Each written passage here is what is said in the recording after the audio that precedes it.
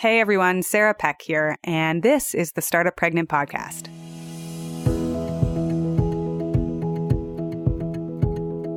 She's worked at Postmates, Twitter, YouTube, and Google. Today's guest is Sara Mauskopf. She's the CEO and co-founder of Winnie, which is a community for working parents and parents more generally. She's got an amazing background. So she graduated with a computer science and engineering degree from MIT. And then she went on to work as one of the early employees at Twitter. She's worked at some of the biggest names in Silicon Valley, and she left her latest company, Postmates, to start a company when she became a parent. With a background in consumer technology and product management and a team of engineers, they are looking at what it takes to create an app and a website that focuses on parents. In this episode, we're going to talk about what some of the common pitfalls of Silicon Valley culture are and how to design a company that actually works for women. She talks about why late night events don't really work and how when things took a turn for the really difficult, she had to take time off for a major life event when her husband got diagnosed with cancer. She also talks about why it's so critical that new parents need communities and to be in conversation and connection with other parents so that you can figure out what's going on, because having all parents siloed into different sections doesn't actually work. We've got to be in touch with each other, and why her company is working to change that. So take a listen. I can't wait to share this episode with you, and welcome Sara Mauskopf to the show. Welcome to the Startup Pregnant podcast, where we talk to creative leaders about what it means to be an entrepreneur and a parent. I'm your host, Sarah K. Peck. Life can be really unpredictable, especially when you're getting ready to add a baby to your life. The sponsor of this episode, Aeroflow Breast Pumps, is dedicated to making the hassle of getting your breast pump a little bit easier. Actually, a lot easier. Head to aeroflowbreastpumps.com/startup to have them help you qualify for a free breast pump through insurance. And stick around, because at the end of this episode, I'll walk you through how it works and tell you a little bit more of how Aeroflow breast pumps can save you so much time. As always, hit subscribe wherever you listen to podcasts. And if you have a minute to leave us a review, we would love that. If you need any of the show notes from the show, head to startuppregnant.com. All right, everybody, I am so excited to have Sara Mauskopf here, and she is the CEO and co-founder of Winnie. It's an amazing company that focuses on parents, so who better to have on this show? I've already introduced her at length and told you all about the amazing things she's done. So Sara, welcome to the show. Hi, thanks for having me. So I am so glad that you're here, and I have a million questions for you. Why don't you tell us about this company that you started, because it's your most recent endeavor, but walk us through how and why you started it and what it does. Yeah, so just a quick overview. It's the companion app for modern parents. You find great places to go with your kids, everything from preschools to playgrounds to kid-friendly restaurants. But we also help you get advice and information that you need to be a successful parent throughout every age and stage of your parenting journey. And so why did I build Winnie? Well, I became a parent. And I think the most shocking thing to me about becoming a first-time parent was that parenting information was so hard to find. Basic stuff like finding childcare so I could go back to work was a full-time job. The information that you need to be a successful parent is like locked away in private mothers groups, or you kind of have to figure it out through trial and error, or it's offline at the bulletin board at your local library.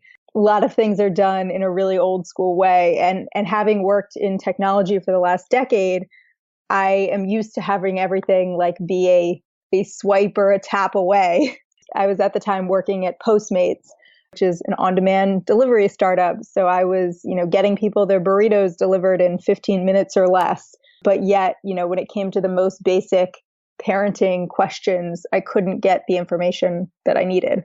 So I started talking to this woman I worked with who was also a mom of two and an engineer. And we realized there's this huge opportunity that everyone else was missing, where, 90% of new parents now are millennials, and we're this generation that's grown up with technology. And no one is really building for their needs. There's really very little technology out there for parents. And so we felt like everyone was missing this opportunity, either because they weren't experiencing these problems firsthand, or they didn't have the technology background to really address the problems at scale. So shortly after becoming a mom, I quit my job and started Winnie.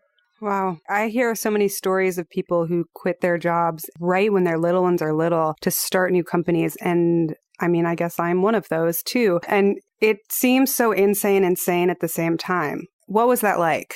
Yeah, for me, the thinking was this probably isn't the ideal time to start a company. There were times in my life that I had been single, for the last 30 years, or not single, but didn't have a kid. And those would have been easier times to start a company. But it's probably not going to get easier than it is now. Like, I can't go back in time. And having a child is what gave me the idea and the impetus to start a company. And so I felt like it could only get harder. Like, I was only ever going to have more children or more responsibilities. So I might as well do it now while it's, the easiest that it will be going forward. So that was sort of my thinking. I also felt like there was this opportunity to create a really family-friendly work environment. I was working in an environment that was not family-friendly at all. And I didn't think that would matter to me. But after having a child, I realized it really did. And so I thought, I have this opportunity to build my own startup where I can sort of show the tech industry that it's possible to be family-friendly and be successful. And so that was also sort of in the back of my mind as a thing I could do in addition to building technology for parents. I feel like people don't wake up to this idea that work environments are mostly not family friendly in a lot of respects. And it's just, once you become a parent, you're like, oh, what? Like, why do we do all these things this way? What did it mean to you to have a family friendly work environment? Like, what does that look like logistically and tactically? Yeah. I mean, for us at Winnie, it's not so much offering the absolute longest parental leave and the state-of-the-art lactation rooms. Those things are awesome, and we try to do that as much as possible.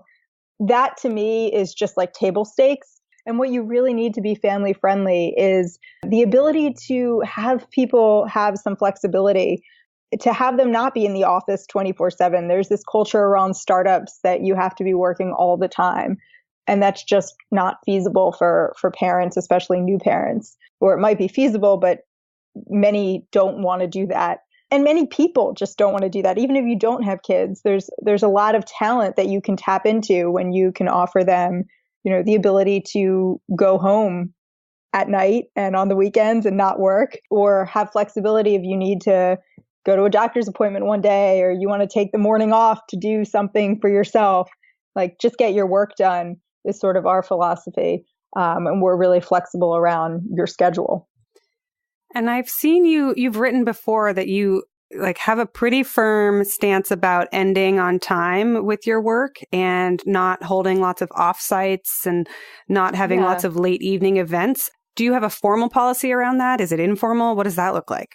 It's informal, but I think it comes from the founders. Like, my co-founder and I are both parents, and we need to get home to be with our children. And so, we don't have meetings late at night, and we don't, go out to drinks to celebrate every launch. Or if we do celebrate, it's a lunch event during office hours, so that, there's not this culture of drinking constantly and, night and weekend type things that are just really hard for parents to manage. I saw this article the other day, and it was like, for you to be really successful, it all matters what you do between 5 p.m. and 9 a.m. And I'm out and I'm at every event and I'm at every conference. And I was like, you're not a parent. You don't have kids. I couldn't even take it anymore. I see these articles on Entrepreneur and Inc. magazine. And I'm just like, you guys, what alternative reality are we living in that children don't exist for everybody? Yeah. And I think there's actually a lot of benefit to being selective. It's not that I never go to events at night, but I'm really selective about what ones I go to. Or if someone asks me to attend a conference, I will write back and I'll say okay, I can make time for this if you have a speaking opportunity for me. And I've actually gotten some speaking opportunities by doing that. And so the fact that I'm really restricted in my time means that I try to make the things that I do really count. And I think that's actually helped me. It's helped me prioritize, and it's helped me sort of get opportunities I might not have otherwise cared about going for because, there was an event every night to do. That's so interesting. I feel like you're at the edge of this. There's another woman I interviewed, Laura Roeder, but you're at the forefront of this radical idea. And I hesitate to call it radical because it doesn't seem that radical, but this radical idea that you can do a startup and work 40 hours or less per week and you can do it better than other people. And you're like, hey, I hate to break it to you. You guys all working 200-hour weeks. We did it in 40. This is the new radical. And it's wild that we don't prioritize working less and smarter, that the cultural mythology, especially of Silicon Valley, is the hustler, the all-nighter, the never-stopper. Yeah, I agree. It's crazy. And you just can't, especially when you're, using your brain to do your job, which many tech startups you are because you're actually writing code. Your brain just doesn't operate at the same capacity for longer than a certain number of hours at a time. So you're just not productive. So how big is your company now? What does Winnie look like? You've got the 2 co-founders, and what's your team look like? Yeah, so we have 4 additional people besides the 2 of us, so 6 people in total. We're based in San Francisco, and we have some contractors that work for us on and off. But yeah, we like to keep the team pretty small and lean. We're all engineers, so we're a little lopsided in that way, but we're building a technology company. So we felt like it was important to really stack the deck in favor of engineering at this stage. And then as we grow, we'll bring on other roles. So for a mom that's not in tech and not an engineer, and they look at Winnie, how do you explain it in human terms? I know that I asked you at the beginning, but I'm trying to think like it's an app, right? That people use as well as a website, but it's an app and you get to ask people questions. It's like a new mom's club or a new parents club. Yeah, so it's for all kinds of parents. We have, parents of teenagers on Winnie getting information. But yeah, it's an app you download for the iPhone or for Android. It's free. And a lot of people download it to find great family-friendly spots like a daycare or preschool or a great restaurant to go to. And people also use it to ask questions and get advice. So we have all sorts of different topic communities about everything from breastfeeding to potty training to raising teenagers. So parents will ask questions on there and hear from other parents who are in similar shoes or other local parents if it's a local question. This is so interesting because I'm in so many parenting groups, and now I'm just fascinated by the business model and also the community aspect, because one of the things that I always struggle with is understanding like where the information is sourced, who is the expert or what's the point of view. I'm wondering if you're crowdsourcing information from other parents, how do you do quality control? Is that something that you think about? Yeah, that was something that was really important to build from the very beginning. So all the content on Winnie is moderated, and we've built a lot of technology to enable the best answers to sort of bubble to the top and the best conversations, and make sure that the information that you're getting on Winnie is really valuable and useful. I think that's something that, you don't necessarily find just searching for something on the internet or asking in a local group. So it was important to us that you could really trust Winnie as a resource. That's such a huge puzzle, and I'm sure a fascinating part of the technology build is it's not just a platform for Q&A, but it's also like, how do you connect people to the information that they want based on their geospatial location and their time and their kids' ages? Interesting. Yeah, it's something you can really only do with a technology product. All parents are different. We knew it would be really important to personalize the information you get. If I'm, asking a question about what stroller to get, the fact that I live in San Francisco in the hilliest neighborhood and that I have a 2-year-old and a new baby on the way, those are the kinds of answers that are going to be relevant to me, not just any old answer. the fact that I can afford an up a baby stroller, is probably also relevant to the answers that I want to hear. So making sure that we really give people the information that is relevant and personalized to their situation. Yeah, that makes so much sense. And it's so much harder to do than you would expect from the outside, I'm sure. Now I'm just thinking about all of this. So you started this company right after having a baby. How old was your little one when you started the company? So I went back to work when she was 6 weeks old, and I met Anne, or I sort of started talking about this idea with Anne, who's now my co-founder. And then we spent a few months sort of thinking through different ideas. And then I think it was, when my daughter was a few months old, we quit our jobs and started the company in earnest in January of 2016. How did you go back to work at 6 weeks? What was that like for you? So for me, I was really ready to go back to work. I know that's unusual, and all parents are really different in this respect. But, for me, I just needed to be around other adults, have some real human interaction. So I was really ready at that point to go back. Was your little one able to get some sleep, and did you have some help? Like, how did all of that look? Yeah. So I, in the beginning, was really sleep deprived, and I experienced a lot of postpartum depression because of it. Then finally figured out this thing, which was hiring someone to come at night and stay with the baby. And that was super helpful. That, enabled me to get the sleep I needed to have my sanity and to work. I mean, I think once I had that in place, I was in a much better position to go back to work. That makes a lot of sense. I think every story is so nuanced and so different. And there are people who go back to work after 2 weeks, and people at 6 weeks, and people who aren't ready till 6 months. And how you construct it and how you do it and what you want is so important to all factor in there. So when did you quit your job? You said when she was how old? I guess she was 4 months old at the time. Yeah, it was probably on the outside, it looked like a pretty crazy thing to do. But I was fortunate to have the financial support in place, and I felt like there wasn't a better time. And is that because of your previous jobs or because of your partnership, or a little bit of both? Both. I mean, I, have been fortunate at where I worked in the past. I was an early employee at Twitter, and that has worked out for me. I also have a great husband who's really supportive.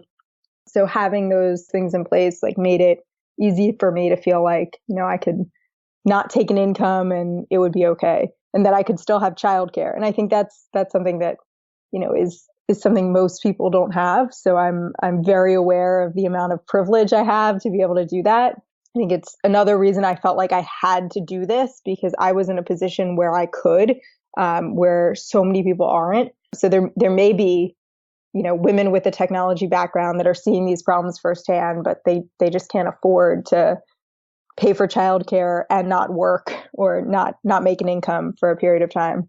Absolutely. And so I felt like I had all the pieces in place. How could I not do this? You're speaking to the choir here too, because that's how Startup Pregnant is working. In many ways, it's like, oh, I got a paid maternity leave and I have a partnership and we're able to cut back expenses, and I have to do this now. Yeah. It's so important. And likewise, not everyone can do this. And some people are scratching their heads. And I think the media stories we see sometimes don't capture all of this. It's like, wait, how did this person do? Like, what are the puzzle pieces? And when you're like, oh, I was able to, A, I had savings, and B, I was able to pay for childcare. It's like, oh, there isn't some magical mom out there who is able to do all of these things all at the same exact time. Like, there are resources that are involved. I mean, I have always been very vocal about this, that I pay for a lot of things that I am not doing. So, I pay for someone to clean my house. I pay for childcare full time. I now pay to have someone cook for us because we have very specific dietary requirements, and it was taking up too much of my time to cook dinner every night. This is something that most people can't afford to do, but the fact that I do it doesn't make me a worse mom. It makes it possible for me to do all these other things. So when people, wonder, how do I do it? It's like, I'm getting all this help. That's how I'm doing it. And I think not enough people share that. Right. I think that's one of my favorite questions sometimes to ask on this podcast, which you basically just answered, which is like, what don't you do?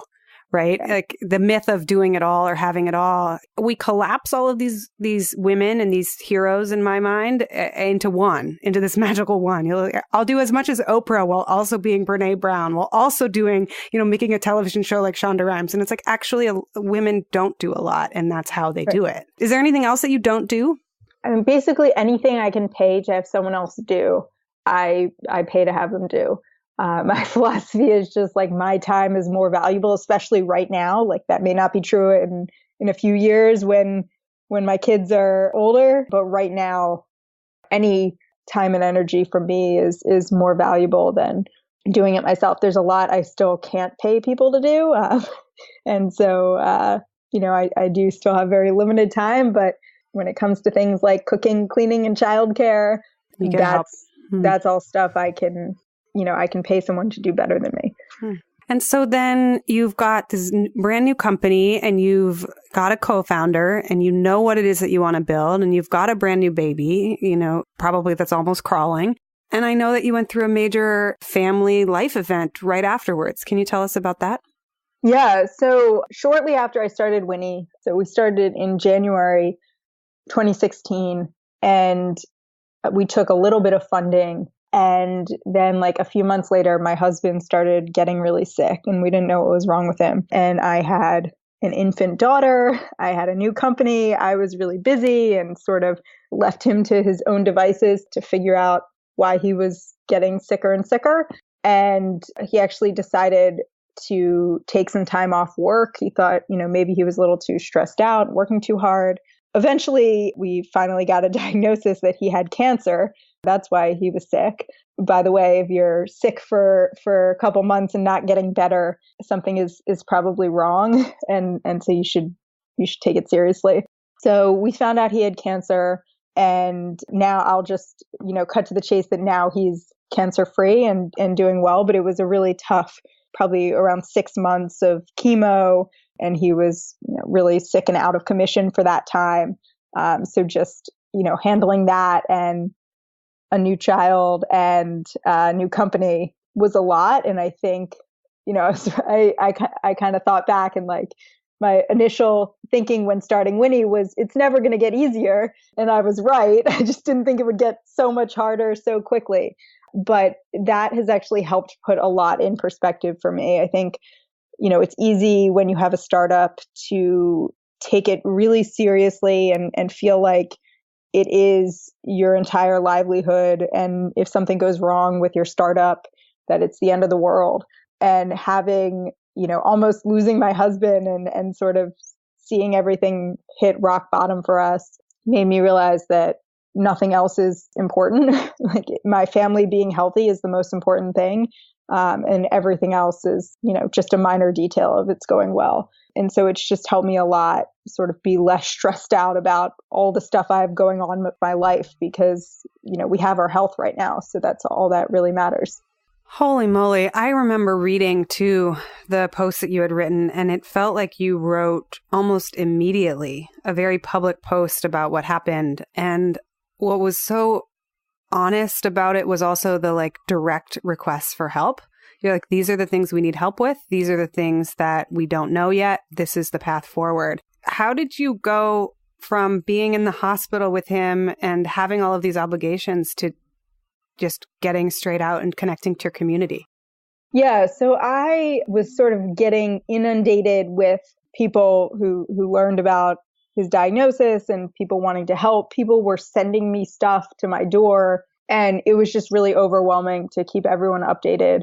And also I saw that people wanted to feel like they were doing something, and the way they were helping by sending things to my house so that I had piles of crap that I had to deal with was not actually helping me. So I just wanted to be really explicit about what the state of everything was. Also, there were a few specific things I did need help on. There was a very specific doctor that is impossible to get into without connections that I needed him to see. And so I felt like writing that and telling people I'm going to update you through a blog. And this way I can just do it all in one shot. And like, please don't contact me unless you can help with these very specific things would be a good way to sort of just like deal with everything.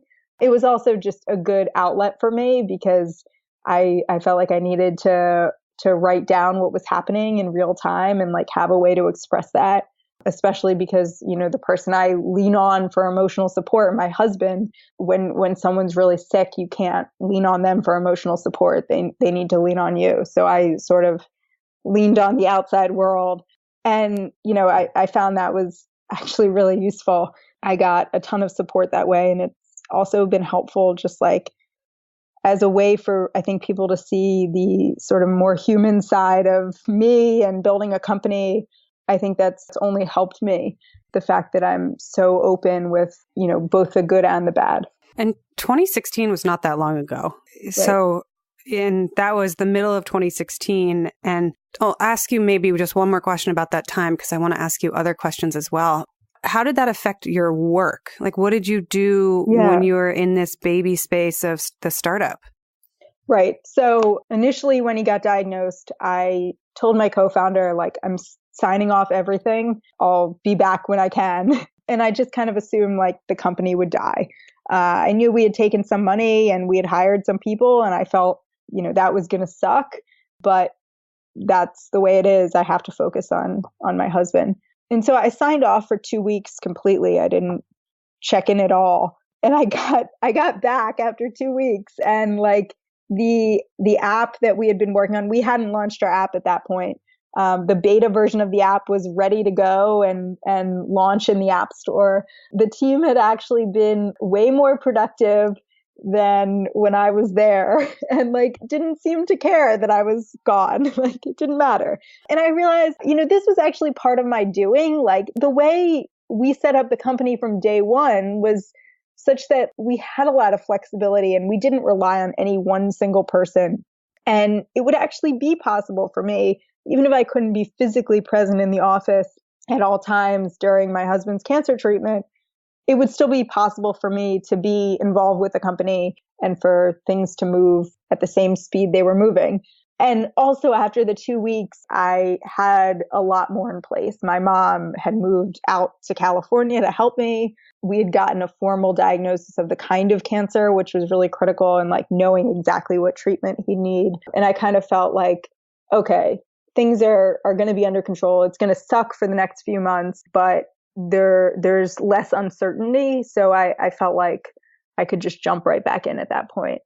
So yeah, I think those initial couple weeks were really scary, and like I had no idea what to expect, but like the fact that the team just continued on fine without me, and the company was sort of set up to not need people there at all times anyway, those things sort of worked in our favor to keep things going. Isn't that fascinating that like sometimes something takes us away, good or bad, sometimes the worst thing. And then our team is like, oh, it's cool. We didn't need you. And you're like, wait a second. Because I mean, I'm the least productive engineer on our team.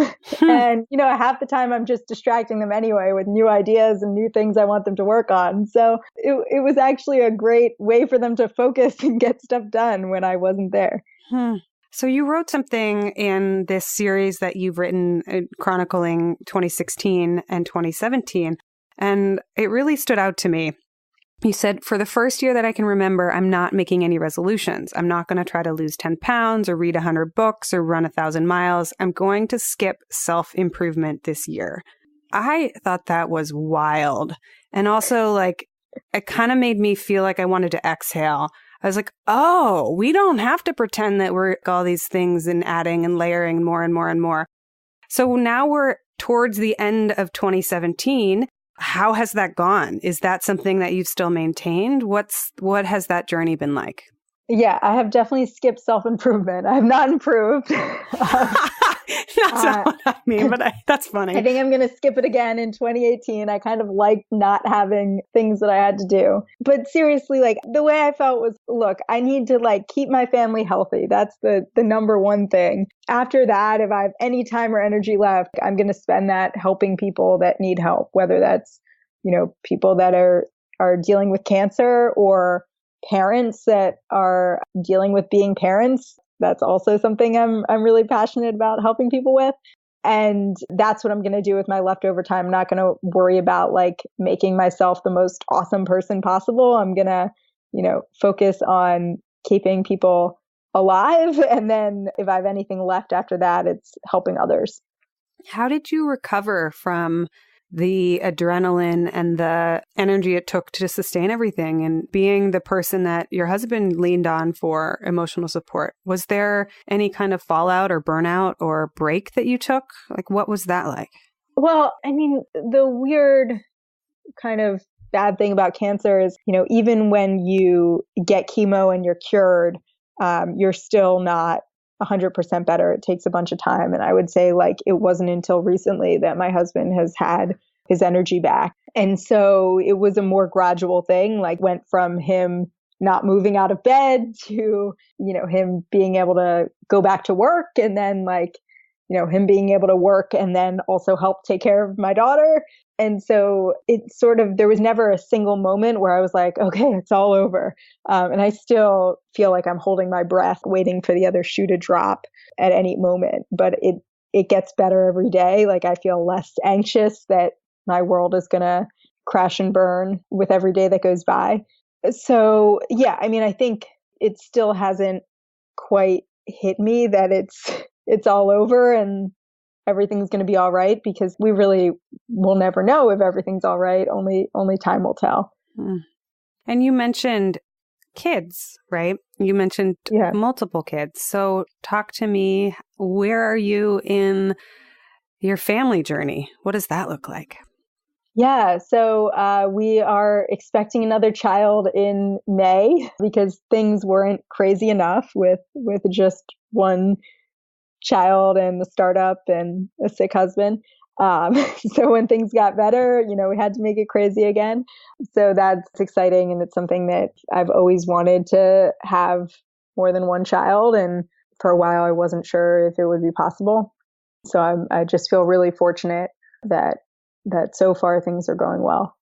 What do you mean you didn't know that it would be possible? Well, for a period of time, I wasn't sure if Eric was going to live.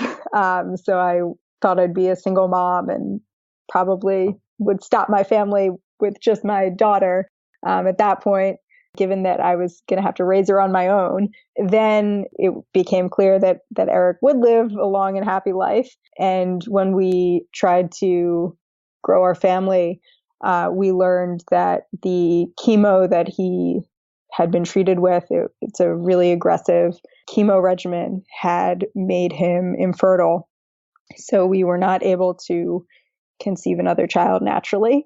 Fortunately, we had stored his sperm prior to him starting chemo. So we had some frozen sperm that we were able to use. And I did IVF, which was definitely not as bad as I thought it would be in my head. Fortunately, it worked. So now I'm pregnant.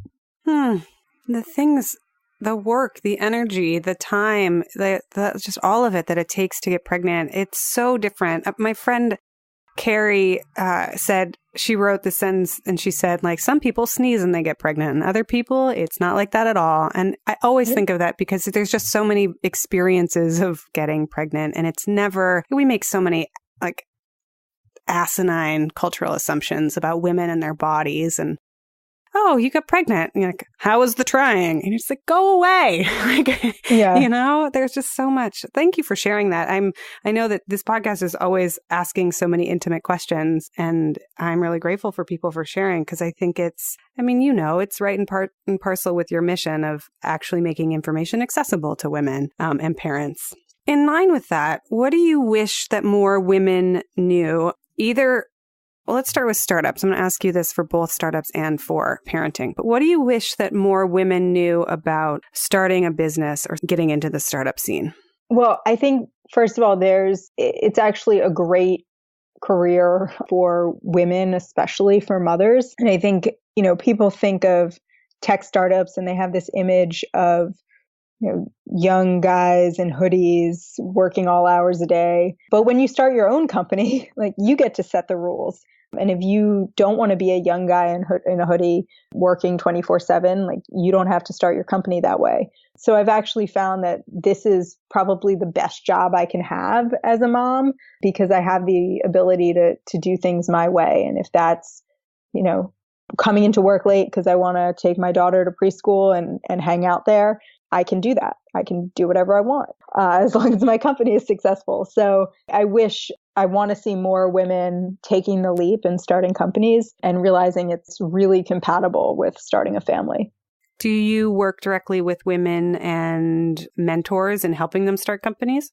I have informally, I think, talked to a lot of women that are starting companies and I've sought advice from many people that have done this, but I haven't done anything formal or on a regular basis, mostly because I don't have any time. I was going to say, with all your extra time, obviously. But, I'm in some networks that have been just really helpful in connecting me with other women who are starting companies. And there's actually a bunch of them.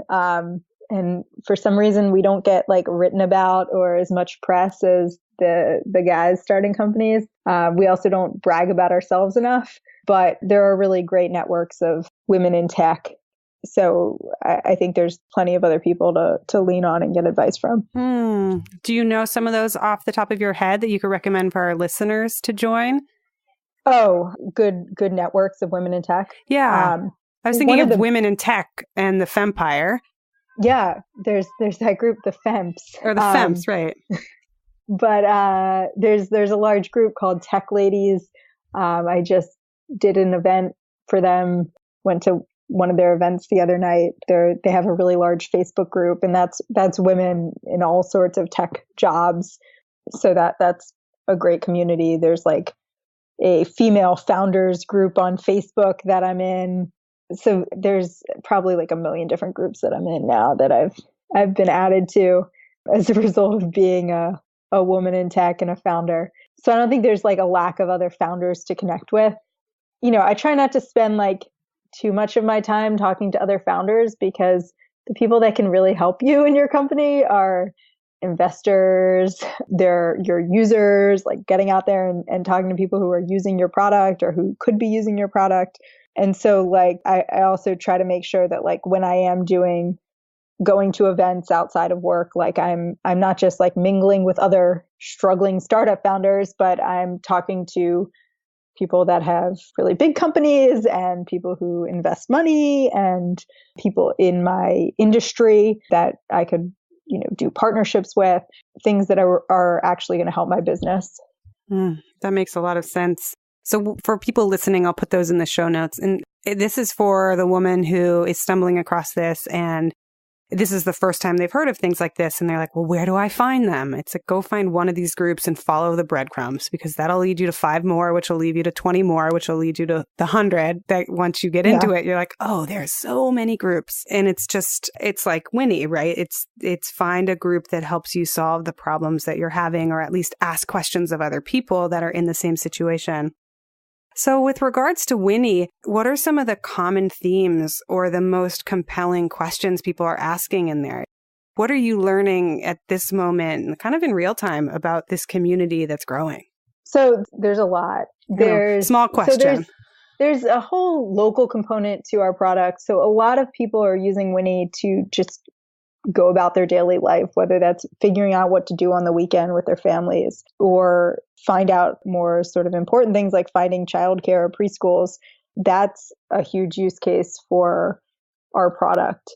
And I think we kind of had this hunch that this information was hard to get and that by centralizing it all in one place and making this resource something people could update and add to, it would produce a lot of value for people. But it's something that we're now seeing with data is that people are coming back to Winnie, on a weekly basis or some on a daily basis to seek out information. And a lot of times that information is local. So it's, what to do this weekend. And the cool thing about kids is that they're constantly changing. And so as a parent, you need new places to go and you're looking for new information just when you sort of think you have it all figured out.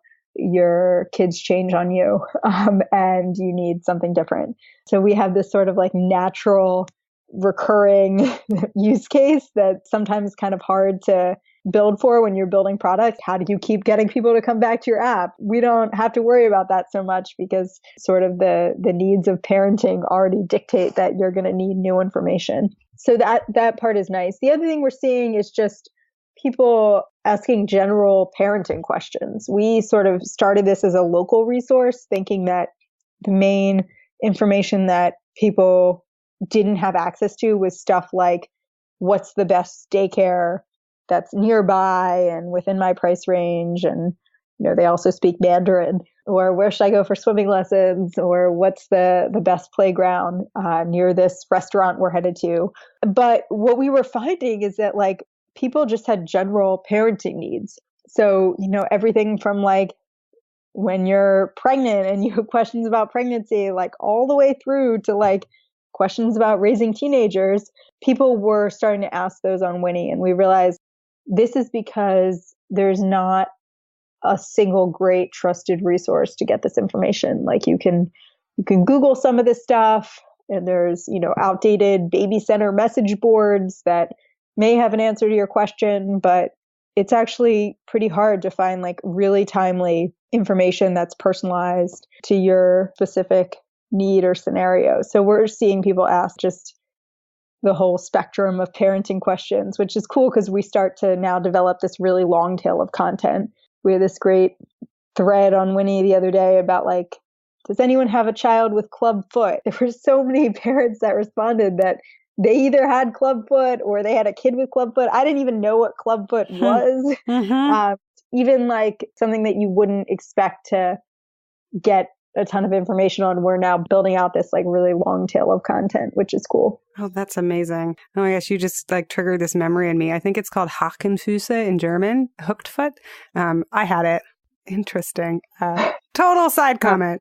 Total side comment. Wow. And it's like, how do you find the information that you need? Well, so I admire everything that you're doing at Winnie. I think it is so interesting and so relevant and so important. And addresses this like giant gaping gap of why don't we make more products and technology for really specific segments? Not specific. They're not that specific. Like parents is a big section of our population, and the elderly and children. So I want to close by asking you first about how you changed as a parent. Like what surprised you in your own journey into becoming a parent? And how have you changed from who you were 5 or 10 years ago? Oh, this is easy. Well, I'm extremely type A, probably have a touch of like obsessive compulsive disorder. So I like things to go a very particular way. I was the type of person that had mapped out my whole life when I was, like 22. I figured out when I wanted to get married and like when I wanted to have my kid and like all of that. And I pretty much had stuck to that timeline. And I think that the thing you learn being a parent is that you really can't control any of it. So, part of that was being a parent. Part of that was my husband getting cancer. But I realized that, everything is out of my control. And the best I can do is like deal with the situation at hand and try to do my best. But I can't control things anymore. I also, I don't really have that much control over my daughter and who she is. I can try to teach her the right things and expose her to the right stuff, but a lot of her personality is just very clearly something she was born with. She's almost a clone of my personality. So I can just see that as much as I want her to be like calm and chill and go with the flow, she is who she is, and I can't control that. So I think it's been helpful. Like it's probably my number one asset now as a startup founder to sort of realize that like there are so many things that I can't control with this company, but I can sort of take what's happening and react to it and learn from what's going on and iterate, which are all the things you do in raising a human. So I think that's the biggest thing that changed about me is I've chilled out a lot. And it's made it possible for me to do more because I don't need to dwell so much on a very specific outcome. And I usually ask people this right at the beginning, and I skipped over it, but I want to make sure to ask you. Can you tell us about what this morning today looked like? What time did you wake up, and what's your routine? Well, I definitely don't have a routine. Today, and usually I wake up around 7 a.m. It's just sort of when I naturally get up. I'm always up before my daughter, which is nice. She's a really good sleeper. She's that going for her. So I usually get up, and then some combination of my husband and I deal with her and getting her fed and clothed, as we also try to feed and clothe ourselves. So there's not really a routine. It's like just constant chaos. She's 2.5. So she's, running around yelling for us to play with her, and we're trying to get ready in the morning. Today was no exception. I think she asked to play like 50 times, but we've sort of set things up so that like by 9 a.m. we try to both be out the door. So it gives us 2 hours of just like chaos in the morning with her and getting ready.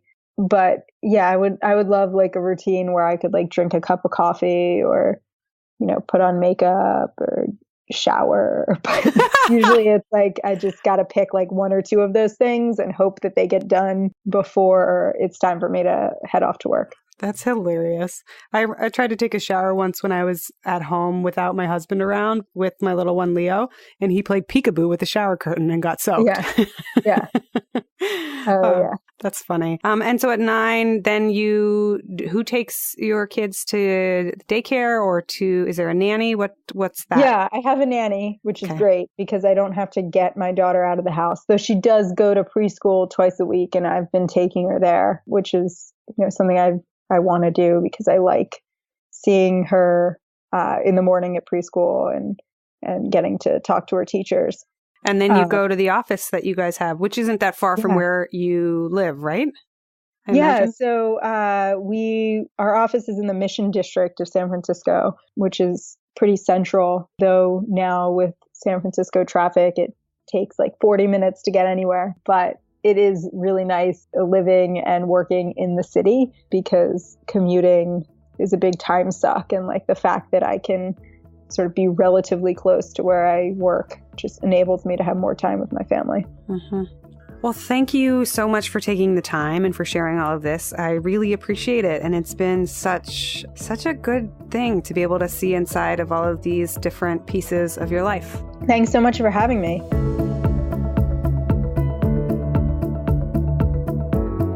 I promised at the beginning of the episode to tell you a little bit more about the pumping journey and about how Aeroflow breast pumps works.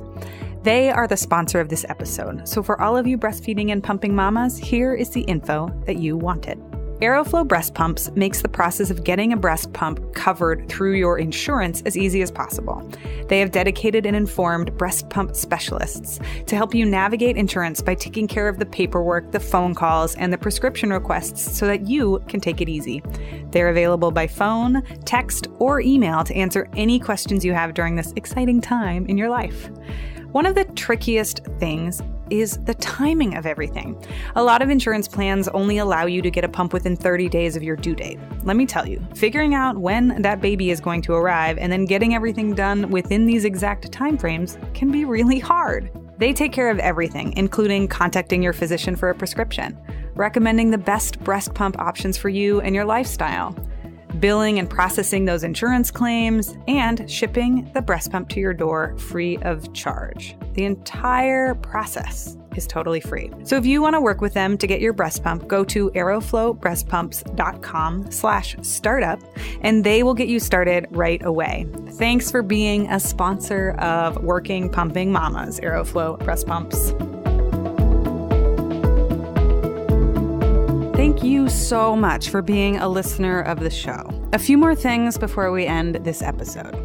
First, if you know of a woman or a friend that would benefit from this show, send them a link to our website at startuppregnant.com. So many of you have already reached out and shared your stories, what this podcast is doing for you. And for that, I am so grateful. So if you know of somebody that would love to listen in, or you think that these stories would really hit it home for somebody, feel free to send it along. Second, if you've got a story that you need to share or tell, head over to startuppregnant.com and send us a note. We have had so much reader mail already, and your stories mean the world to us. We are proudly listener-sponsored, so if you want to sponsor the show and hear more episodes, head over to our Patreon page and you can buy us a cup of coffee, or 2 or 3. We'll take many cups of coffee. If you want any of the show notes or links from this particular episode, all of the references and tools and tips that we talk about are always posted on startuppregnant.com. Thanks so much for listening, and I will see you on the next episode.